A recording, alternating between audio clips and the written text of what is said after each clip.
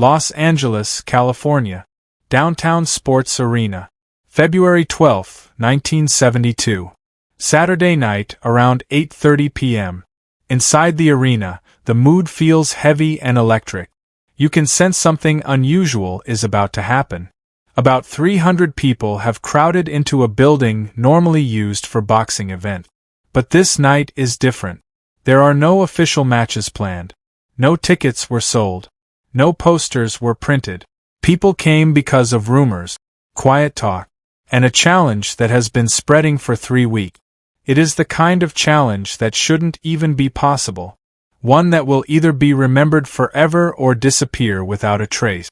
Standing in the center of the ring is Muhammad Ali, the reigning heavyweight champion of the world. He stands 6 feet 3 inches tall and weighs around 210 pounds. His body is powerful, fast, and perfectly trained. His movements are sharp and confident, shaped by years at the very top of the sport. Ali is known across the world. He has faced and defeated the toughest opponents of his time. Again and again, he has proven why he holds the title. Under the bright lights, wearing white boxing shorts and red gloves, he looks calm and ready.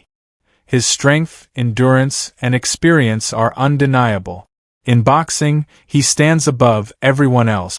But tonight is not about another title defense.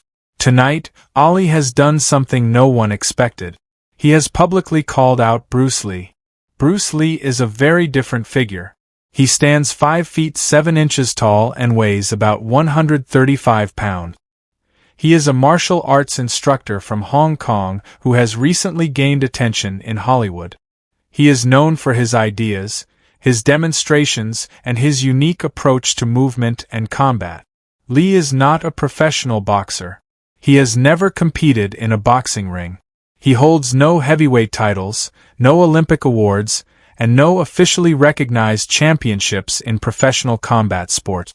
What he does have is something else entirely. A reputation. People whispered about his speed. They said his movements were unusually fast and difficult to follow. Others claimed his training went far beyond what traditional boxing focused on. Some believed he had developed methods unfamiliar to Western fighters. For 3 weeks, both the boxing world and the martial arts community were filled with quiet excitement. The talk began at a private gathering in Beverly Hills. Muhammad Ali was there, surrounded by famous faces, speaking with the confidence and charm he was known for. At some point in the evening, someone brought up Bruce Lee. Another guest mentioned that Bruce believed martial arts could overcome boxing technique. Ali smiled and laughed, not out of disrespect, but with the calm assurance of someone who had faced elite opponents and always come out on top. "Bring him to me," Ali said loudly enough for the room to hear. "Let him show me what he can do. I'll stay where I am. I won't block or step away. Let him try his best, and then we'll see what it really means." At the time, it was meant as light-hearted talk. Ali was known for his showmanship and his ability to draw attention like no one else. He often spoke in bold ways that entertained crowds and built excitement. But this time, the words didn't stay in the room. The story spread quickly, through martial arts schools across Los Angeles, through Hollywood studios, and soon into newspapers and radio discussions. The idea captured people's imagination. The world's most famous boxer openly challenging a martial arts teacher from Hong Kong. Bruce Lee heard about it the following day. He was teaching a private lesson at his Chinatown school when a student handed him a newspaper. Bruce read the headline quietly. The class waited, expecting a strong reaction. Instead, Bruce calmly folded the paper and set it aside. "Interesting," he said. What followed was 2 weeks of careful discussion behind the scenes. Ali's team pushed the story into public view. They wanted a dramatic display, something that would highlight boxing's effectiveness. Bruce's side was more cautious. This wasn't a real match. It was a situation that carried serious risk. If Bruce refused, people would say he was avoiding the challenge. If he accepted and failed, years of work and respect could be lost. And if he accepted and succeeded, he would be stepping into unknown territory. He would need to demonstrate his skill against a heavyweight champion known for quick reactions and sharp defense. After careful thought, Bruce made his choice. He contacted Ali's manager directly. "I accept," Bruce said. "But this is not a fight. It is a demonstration." He laid out clear terms. Ali would remain still. Bruce would strike once. Then it would be over. No repeats. No second attempt. Just one moment. Ali's team agreed. The event would be private. No cameras. No reporters. Only invited witnesses. People from both boxing and martial arts who could speak honestly about what they saw. The location was set. The downtown sports arena Ali used for training. The date: February 12, 1972. A Saturday evening. Now that night has arrived. 300 people fill the arena, standing close around the ring and seated in the front rows. The crowd includes experienced boxing coaches, lifelong martial artists, veteran sports writers, Hollywood figures, and everyday people who heard the rumors and received an invitation. Bright lights shine directly onto the ring. Everything beyond it remains dim. The setting feels intentional and dramatic. This is not just a gathering, it feels like a stage, and at the center of it, two men are about to take part in a moment that everyone present knows they will remember for the rest of their lives. Muhammad Ali stands at the center of the ring, calm and confident. His body is loose, his expression relaxed. This environment feels familiar to him. He has spent his life in moments like this. Pressure fuels him. Attention energizes him. He lightly shifts his weight from foot to foot, rolls his shoulders, loosens his neck. The red gloves on his hands reflect the overhead lights. He looks out at the crowd, smiles broadly, and lifts his arms. "I'm the greatest," he calls out. The reaction is immediate. Some people cheer loudly. Others stay quiet. The mix of excitement and uncertainty fills the air. Ali settles back into place and looks down at Bruce. The difference between them is striking. Ali is much taller and significantly heavier. His reach is far longer. Even with gloves on, his hands appear much larger. He smiles again, speaking loudly so everyone can hear. "Ready," he says. He taps his chin with his glove. "Right here. Give me your strongest shot. I won't block. I won't move. I'll just stand here." The crowd murmurs. Some feel thrilled. Others feel uneasy. The situation feels unbalanced, almost uncomfortable. Bruce Lee is standing in front of the world's most famous boxer, who is choosing not to protect himself. If Bruce's strike does nothing, his credibility could vanish instantly. If it has a serious effect, it could change how people view everything they believe about combat sports. There is only one way through this moment, by doing something no one expects. Bruce does not answer Ali. He remains still, breathing evenly, focused. A professional referee steps between them, clearly uncertain. "Gentlemen," he says carefully. "Mr. Ali, are you certain? No defense at all." Ali nods, still smiling.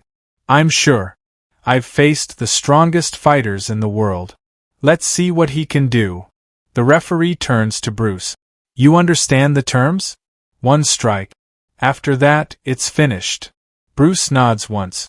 "I understand," he says quietly. There is something steady in his voice that draws attention.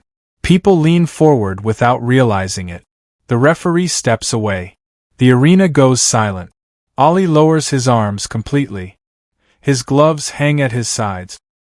He leaves himself open, fully exposed, confident in his decision.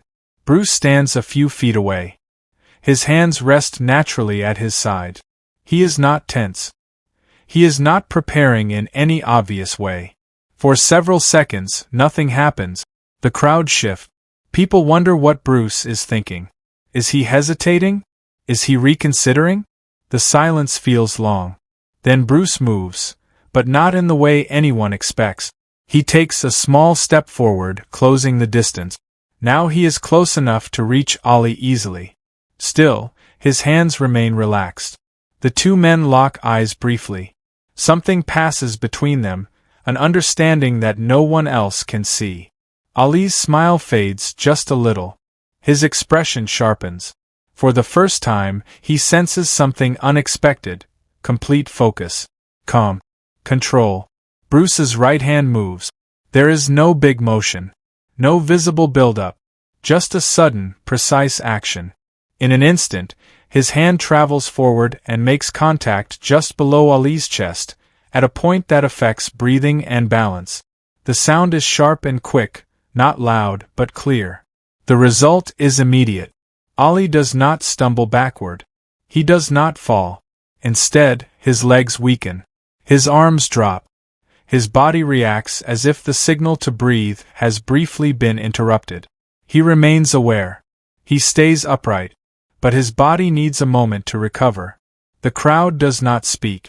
Everyone understands that something unexpected has just occurred. His mind is still alert, but his body refuses to respond. His legs weaken. First one knee touches the canvas, then the other. He is down, resting on his knees. The heavyweight champion of the world has been brought low by a single, precise strike from a man far smaller than him. The arena goes completely quiet. No gasp. No cheers. Just silence. 300 people stand frozen, trying to understand what they have just witnessed. They replay the moment in their minds, searching for emotion they missed, a build-up they failed to see. A man who stood still, hands relaxed, somehow moved faster than anyone could follow.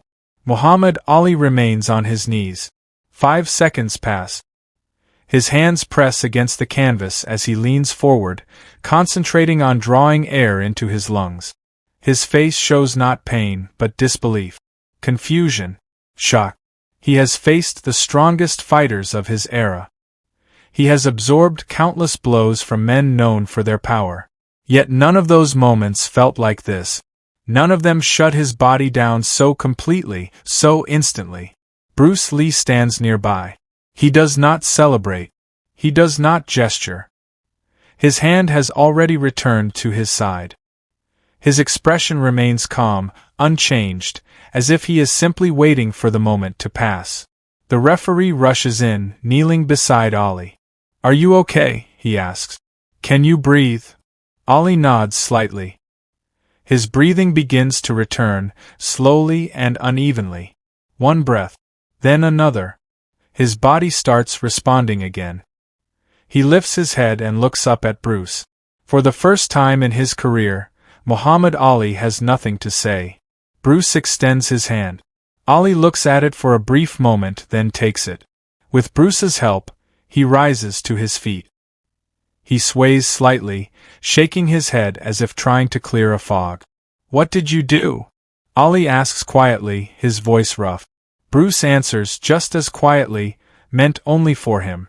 "I showed you what you wanted to see," he says. "Martial arts isn't about strength. It's about accuracy. About understanding how the body works. You don't strike power. You strike weakness." Ali takes a steady breath. His body has recovered, but something else has changed. He looks at Bruce with new respect, like a man who has just seen something he never believed was possible. He extends his glove. Bruce accepts it. Ali leans in and speaks softly so only Bruce can hear. "No one will believe this." Bruce nods. "I know. But you will. That's enough." Ali steps back and lifts Bruce's hand into the air. The crowd erupt. Some cheer loudly. Others argue immediately. Questions fly from every direction. Was it real? Was it planned? Did Ali allow it to happen? Bruce does not stay to answer. He leaves the ring, walks through the crowd, and disappears into the Los Angeles night without a word. Ali remains behind. He speaks quietly with trainers and a few journalists who manage to get inside. He repeats the same statement again and again. "He hit me. I didn't see it. I didn't feel it coming. And for a moment, I couldn't breathe. That man has something real." The world, however, chooses not to believe. The story spreads, then fades. Some call it a rumor. Others call it a myth. It doesn't fit what people think they know. A smaller man bringing down a heavyweight champion with one clean movement feels impossible. But those who were there remember. And Ollie remembers. In public, when asked who hit him hardest, he gives the expected names. But in quiet moments, away from cameras, he tells a different truth. Bruce Lee, he says. One strike. I never saw it coming. And I never forgot it.